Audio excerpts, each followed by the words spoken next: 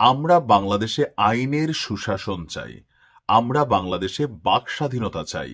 তবে বাক স্বাধীনতার মানে এই না যে এই বক্তব্যটা যে দিল বাউল আবুল সরকার, বা তাকে মহারাজ আবুল সরকার বলা হয়ে থাকে, তো এই মহারাজ আবুল সরকারের মেয়ে, সেও একজন শিল্পী।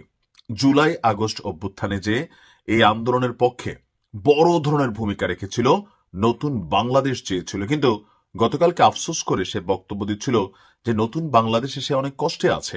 এখন কষ্টে কি তারে সরকার রাখছে নাকি তার বাপ তারে রাখছে? বেসিক্যালি এখানে যে ঘটনাটা হয়েছে সেখানে বাউল গান, বাউল শিল্পী আর আবুল শিল্পী, এটার মধ্যে মিক্সিং হয়ে গেছে। আমার কাছে মনে হচ্ছে, দেখেন, সঙ্গীতের ক্ষেত্রটা অনেক বড়। যেমন আমরা ইসলাম ধর্মের অনুসারী, আমাদের মধ্যে কত মাঝহাব আছে, তরিকা আছে। কেউ ধর্মকে ব্যবহার করে টেরোরিজমও মানে প্রচার করে, আবার কেউ হচ্ছে ধর্মকে ব্যবহার করে পিসফুল একটা নেশন, পিসফুল কান্ট্রি, পিসফুল জাতি হিসাবে মুসলিমকে রিপ্রেজেন্ট করে।